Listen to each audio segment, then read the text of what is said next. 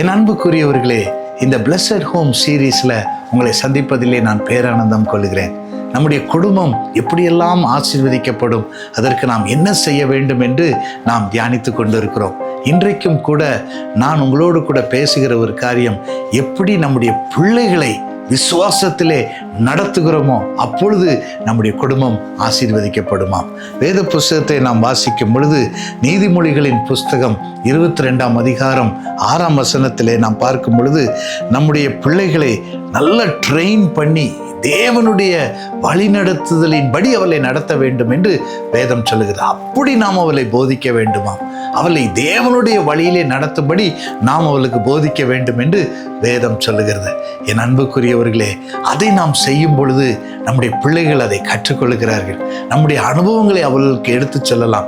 தேவன் எப்படியெல்லாம் நம்மை நடத்தினார், எப்படிப்பட்ட பாதைகளிலெல்லாம் தேவன் நம்மளோடு கூட இருந்தார், அதன் மூலமாய் தேவன் எப்படி என்னை விடுவித்தார் என்று நாம் சொல்லி பிள்ளைகளை நடத்த வேண்டும். அல்லது வேத புஸ்தகத்தில் எழுதப்பட்டிருக்கிற சில கதாபாத்திரங்களை அவளுக்கு அப்படியே அவங்க கண்களுக்கு முன்பதாய் நிறுத்தும்படி நாம் சொல்ல வேண்டும். என்னுடைய தாயார், நான் சிறு வயதாக இருக்கும் பொழுது சாப்பிடும் பொழுது ஒவ்வொரு கதையாக அந்த அனுபவத்தை சொல்வார். சிம்சோன் இப்படிதான்ப்பா செஞ்சாரு, ஆனால் ஆண்டவருக்காக வைராக்கியமா நின்றாரு, எவ்வளவோ காரியங்கள் விழுந்து போய் அவர் பலவீனத்தின் பாதையிலும் தேவனுடைய பலனை சார்ந்து கொண்டார். ஆகவே மறுபடியும் அவருடைய பலன் புதுப்பிக்கப்பட்டது, எதிரிகளை வீழ்த்தினார் என்று அப்படியே சாப்பிட்டு கொண்டே இருக்கும் பொழுது இந்த கதைகளை சொல்லி என்னை ட்ரெயின் பண்ணுவாங்க. இன்னைக்கு பார்த்தீங்கன்னா அது எனக்கு மிகவும் பிரயோஜனமாக இருக்கிறது. ஒரு காரியமும் அப்படித்தான் அவர்கள் எனக்கு கற்றுக் கொடுத்தார்கள். அது போலத்தான் பிரியமானவர்களே, நாமும் நம்முடைய பிள்ளைகளுக்கு இதை செய்யும் பொழுது கர்த்தர் நம்முடைய பிள்ளைகளை ஆசீர்வதிப்பார். அதன் மூலமாய் அவர்களும் விசுவாசத்தின் பாதையிலே நடத்தப்படுவார்கள். வேத புஸ்தகத்தை வாசித்து பாருங்கள். அங்கே தீமோத்தேயு என்ன சொல்கிறான்? 2 தீமோத்தேயு 1ஆம் அதிகாரம் 5ஆம் வசனத்தில் சொல்கிறான், நான் இன்று விசுவாச வீரனாய் இருக்கிறதுக்கு காரணம் என்னுடைய தாயாரும் என்னுடைய தாயாரின் தாய், அதாவது பாட்டியம்மாவும் தான் அதற்கு காரணமாக இருக்கிறாள் என்று சொல்லி அவளை கனப்படுத்துகிறான். எப்படி அவர்கள் நடத்தினபடினால் அவனும் அந்த விசுவாச பாதையில் ஓடுகிறான் பாருங்கள்.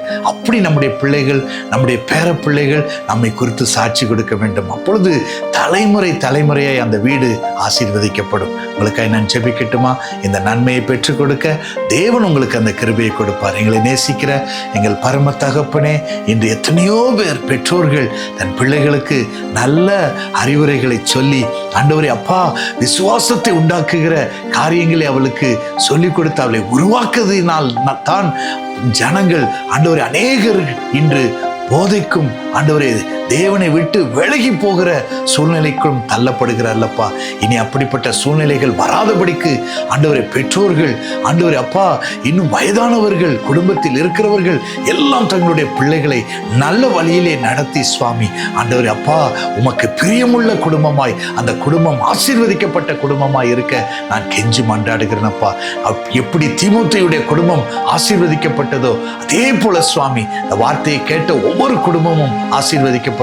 ஒவ்வொரு வாலிபர்களும் விசுவாச வீரர்களாய், ஆண்டவர் ஒவ்வொரு சின்ன பிள்ளைகளும் விசுவாச வார்த்தையினால் நிறைந்தவர்களாய் காணப்பட ஒவ்வொரு பெற்றோர்களுக்குள்ளும் நீர் அந்த கிருபையை கட்டளையிடுகிறதற்காய் ஸ்தோத்திரம். நீரே மகிமை எடுத்துக்கொள்ளும். இயேசு ரட்சகர் நாமத்தில் ஜெபிக்கிறோம். இந்த ஆசீர்வாத நன்மை உடைய பிள்ளைகளுக்கு நாங்கள் எடுத்துக்கொள்கிறோம். ஜீவனுள்ள நல்ல பிதாவே, ஆமென், ஆமென். God bless you and bless your home.